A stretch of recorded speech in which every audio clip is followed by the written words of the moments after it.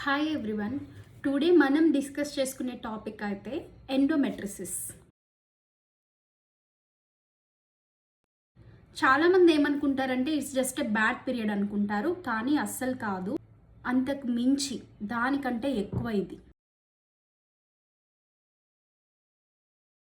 And నేను వచ్చేసి ఇందులో వాట్ ఈస్ ద ఎండోమెట్రిసిస్, అసలు మేజర్లీ ఎవరికి ఎఫెక్ట్ అవుతుంది, ఓన్లీ ఇది పీరియడ్ రిలేటెడా, అండ్ టీన్స్లో ఎంతమంది ఎఫెక్ట్ అవుతున్నారు, దానివల్ల ఎంతమందికి డే డిస్టర్బ్ అవుతుంది, అండ్ అడల్ట్ ఏజ్లో ఎంతమందికి ఎఫెక్ట్ అవుతుంది, దానివల్ల ఎంతమందికి సివియర్ ఇంపాక్ట్ అవుతుంది లైఫ్ మీద అనేది నేను మీకు క్లియర్గా ఎక్స్ప్లెయిన్ చేస్తాను. And what are the symptoms, ఇది ప్రివెంట్ చేయొచ్చా లేదా, అండ్ ఇఫ్ ఇన్ కేస్ దీన్ని ఎర్లీ స్టేజ్లో మనం ఐడెంటిఫై చేసినట్లయితే దీని గురించి ఎట్లా జాగ్రత్తలు తీసుకోవాలి, ఏ డాక్టర్ని మీట్ అవ్వాలి, ట్రీట్మెంట్ ఆప్షన్స్ ఏంటి, మెడికేషన్ ఏంటి అనేది కూడా ఇందులో నేను మీకు కంప్లీట్లీ ఎక్స్ప్లెయిన్ చేస్తాను. సో ఫస్ట్ ఎండోమెట్రిసిస్ అంటే ఇది ఒక టిష్యూ లాంటి టిష్యూ, యుటరస్ లోపల ఉండాలి, కానీ ఇది యుటరస్ బయట గ్రో అవుతూ ఉంటుంది. సో బయట గ్రో అవ్వడం అంటే యుటరస్ లైన్స్లో, పెల్విక్ దగ్గర, బాయిల్స్ దగ్గర ఇక్కడ గ్రో అవ్వడం అనమాట ఆ టిష్యూ. సో అది పెరగడం వల్ల మనకేంటి వచ్చిన నష్టం అంటే ఎవ్రీ మంత్ పీరియడ్ స్టార్ట్ అయినప్పుడు హార్మోన్స్కి ఈ టిష్యూ కూడా రియాక్ట్ అవుతూ ఉంటుంది. సో అది మేజర్ ఇష్యూ. దీనివల్ల బాడీలో ఇన్ఫ్లమేషన్, పెయిన్, స్కార్, ఇరిటేషన్ ఇలాంటివన్నీ కూడా స్టార్ట్ అవుతాయి. కాబట్టి ఇది నార్మల్ పీరియడ్ పెయిన్ అయితే కాదు, it's more than that what I said previous. It is very chronic pain అనమాట. So what are the common symptoms అంటే బ్లీడింగ్ అయ్యేటప్పుడు ఎక్కువ పెయిన్ రావడం, ఎప్పుడు వచ్చే పెయిన్ కంటే కూడా ఎక్కువ పెయిన్ వస్తుంది, అండ్ ఇంటర్ కోర్స్ అయిన తర్వాత కూడా మీకు పెయిన్ అనేది అన్బేరబుల్ కండిషన్లో ఉంటుంది. హెవీ బ్లీడింగ్ అండ్ మోషన్కి వెళ్ళినప్పుడు కూడా మీకు బవెల్ పెయిన్ అనేది ఉంటుంది, అండ్ ఎక్స్ట్రీమ్ ఫటీగ్ అనేది ఉంటుంది. యూ కాంట్ ఎక్స్ప్లెయిన్ అది ఇంతలా వస్తుంది అనేది.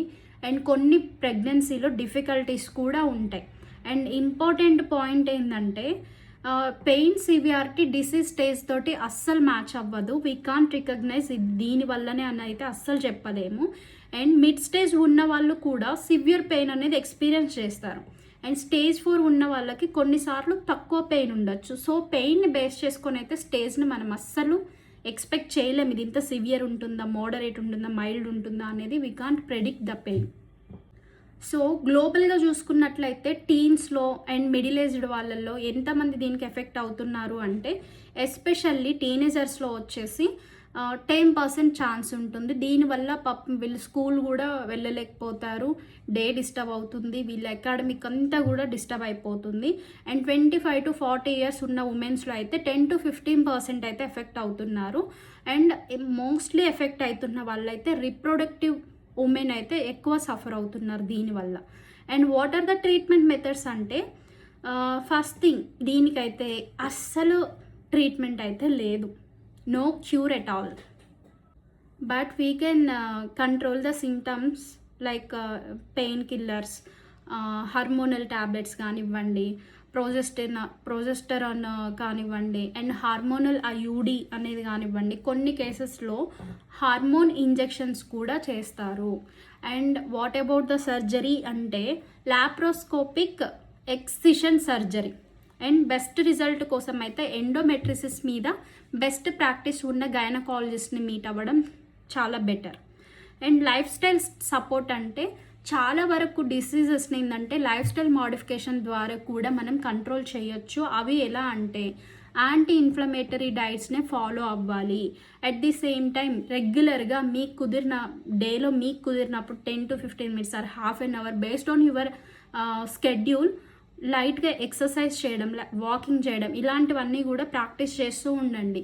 And same time proper sleep అనేది చాలా ఇంపార్టెంట్. ఏ డాక్టర్ అయినా మీకు ఎప్పుడు చెప్పేదంటే గుడ్ స్లీప్, మంచిగా నిద్రపోండి అని చెప్తారు. నైట్ టైంలో మీరు చేసే పని అనేది ఉండదు కాబట్టి నిద్రపోవడమే మెయిన్ మీ టార్గెట్గా పెట్టుకొని మీరు నిద్రపోవాలి.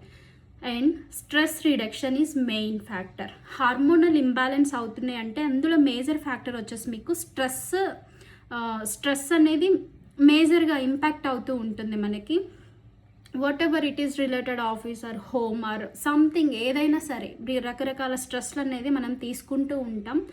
మోస్ట్లీ మీకు నచ్చనిది ఏదన్నా ఉంటే నాకు ఇది నచ్చదు నేను చేయను అని చెప్పేయండి. ప్రాబ్లం ఏం లేదు, దానివల్ల జరిగే నష్టం ఏం లేదు.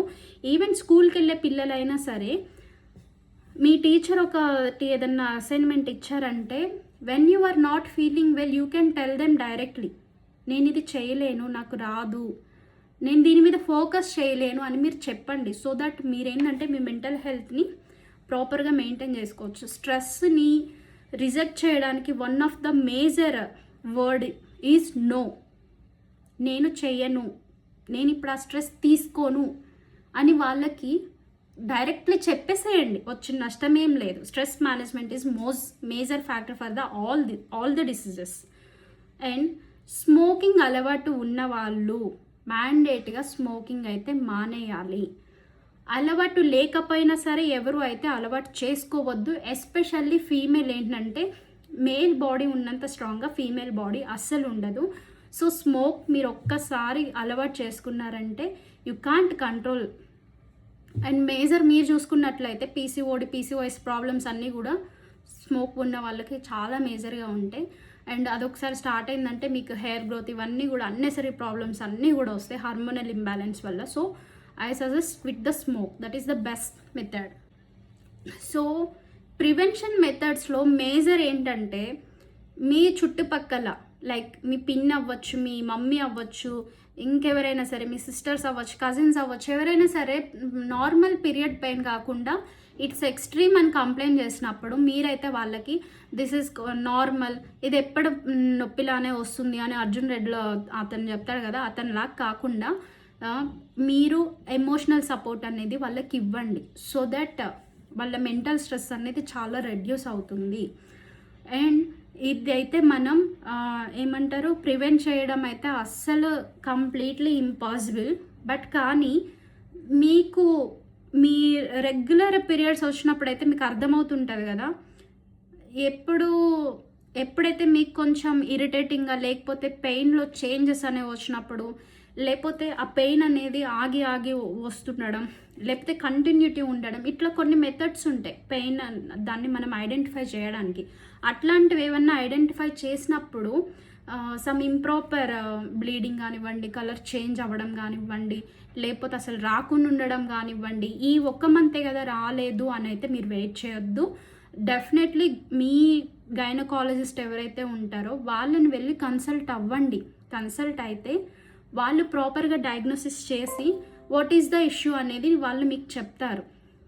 అంతేగాని దాన్ని అసలు పట్టించుకోకుండా అయితే ఉండద్దు. ఎప్పుడైనా సరే డిసీజ్ని prevention is better than cure అని అంటారు. డిసీజ్ రాకముందు మనం ఎలా టెస్ట్ చేయించుకొని దాని గురించి ట్రీట్మెంట్ తీసుకోవడం వేరు. డిసీజ్ వచ్చిన తర్వాత డిసీజ్ బర్డెన్ తగ్గించడానికే చాలా టైం అనేది పడుతుంది డాక్టర్కి. సో ముందుగానే మీరు వెళ్ళినట్లయితే మీకు మీరు చాలా హెల్ప్ చేసుకున్న వాళ్ళు అవుతారు.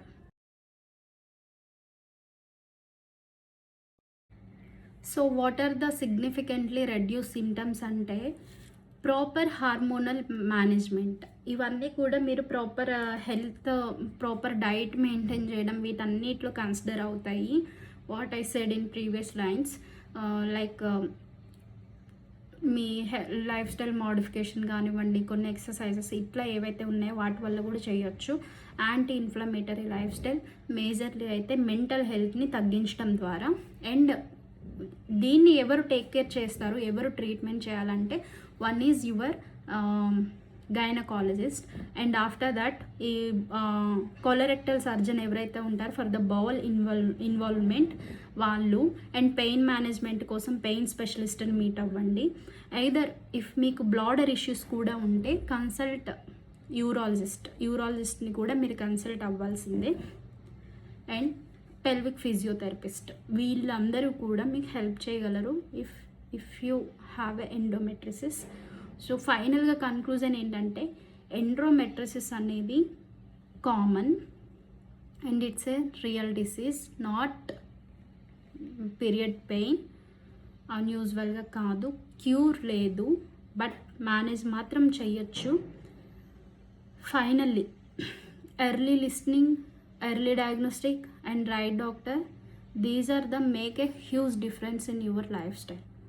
సో ఎవరైనా సఫర్ అవుతున్నట్లయితే వాళ్ళకి మీరు ఈ వర్డ్ అయితే చెప్పండి, ఫస్ట్ వెళ్ళి డాక్టర్ని కన్సల్ట్ అవ్వండి అని. ఇప్పుడు మనకి ఏదైనా ప్రాబ్లం వచ్చిందనగానే దాన్ని మనం ఏం చేస్తామంటే గూగుల్లోనే ChatGPTలోనే పెట్టేసి what are the methods treatment అది అని చెప్పి అడుగుతాము. ఇదంతా కాదు మెథడ్. మనకి ఎంత గూగుల్ ChatGPT గైడ్ చేసినా సరే అవి చాలా నార్మల్ పెయిన్స్కి వాటికైతే వీ కెన్ రికమెండ్. బట్ మనకి ఏదన్నా లోపల సివియర్ ఏదన్నా ఉంది అని అంటే మాత్రం ప్రొఫెషనల్ దగ్గరికి వెళ్ళాలి, చెకప్ చేయించుకోవాలి. నేను వెళ్ళి ఇలా చెప్తే వాళ్ళు ఏమన్నా అనుకుంటారేమో అనేది మీ మైండ్లోంచి తీసేయండి. బికాస్ డాక్టర్ ఎప్పుడు కూడా మిమ్మల్ని జడ్జ్ చేయడానికి డిజైన్ అవ్వలేదు. డాక్టర్ ఏంటంటే ఎప్పుడు కూడా మీరు చెప్పిన ప్రాబ్లమ్ని క్లియర్గా విని మీకు హెల్త్ క్యూర్ అవ్వడానికే సపోర్ట్ చేస్తారు తప్పితే డాక్టర్ అన్నెసరీగా మీకు లేనిపోనివన్నీ రాసేసి ఇవన్నీ మింగేయండి అని అయితే ఏ డాక్టరు చెప్పరు. సో మీరు ఆ ట్రస్ట్ తోటి వెళ్ళి ఆ ట్రస్ట్ తోటి మీరైతే డాక్టర్ తోటి చెప్పారు అని అంటే ఆబ్వియస్లీ డాక్టర్ అయితే మీకు హెల్ప్ చేస్తారు. ఈ విషయాన్ని అయితే గుర్తుపెట్టుకోండి. ఇప్పుడు వచ్చే కండిషన్స్ ఏవి కూడా వితౌట్ డాక్టర్ హెల్ప్ తోటి మీకు మీరే ఏమంటారు సర్జరీలు చేసేసుకొని మీకు మీరే అయితే ఏది జరగదు. ఈవెన్ ఏదైనా ఒక మెడిసిన్ తీసుకోవాలన్నా సరే మీకు తెలిసిన డాక్టర్ని అప్రోచ్ అవ్వండి, అడగండి, కాల్ చేయండి. వాళ్ళు బిజీగా ఉంటారు, వాళ్ళ నుంచి రిప్లై వచ్చేంత వరకు కూడా వెయిట్ చేయండి. లేదు ఇది కొంచెం ఇంకా సివియర్ ఉందంటే నియర్ బై ఉన్న డాక్టర్ దగ్గర కన్సల్టేషన్ తీసుకోండి, వెళ్ళండి, కన్సల్ట్ అవ్వండి. మీరు వేస్ట్ చేసే దాంట్లో డాక్టర్కి పెట్టేది చాలా అంటే చాలా తక్కువ. అది అందరికీ తెలిసిన విషయమే. అండ్ మోర్ ఓవర్ డాక్టర్ ఏదన్నా రాయగానే డాక్టర్ ఇది వేసుకోవచ్చు అది వేసుకోవచ్చు అని అంటారు. చాలామందిని చూస్తాను నేను, బయటకు వచ్చేసి 2-3 సిగరెట్లు తాగుతారు డేలో, ఎస్పెషల్లీ మెన్స్. అండ్ ఉమెన్స్ కూడా తక్కువేం కాదు, ఉన్నారు వాళ్ళల్లో కూడా చాలామంది. ఇష్టం వచ్చినట్టు స్మోక్ చేసేసి నాకు అది బాగా ఇది బాగా అది నొస్తుంది ఇది నొస్తుంది అని అంటారు. మీరు చేసే చిల్లర ఖర్చుల్లో డాక్టర్ కన్సల్టేషన్ అదేం పెద్ద విషయం కాదు. ఏదన్నా మీకు ప్రాబ్లం ఉంది అనిపిస్తే ఫస్ట్ వెళ్ళి డాక్టర్ని మీట్ అవ్వండి, అదేంటో ప్రాపర్ డయాగ్నోస్ చేయించుకోండి. చేయించుకున్న తర్వాత మీరు ఒక కన్క్లూజన్కి రండి తప్పితే గూగుల్, ChatGPT, జామినీ అవన్నీ కాదు. Thank you.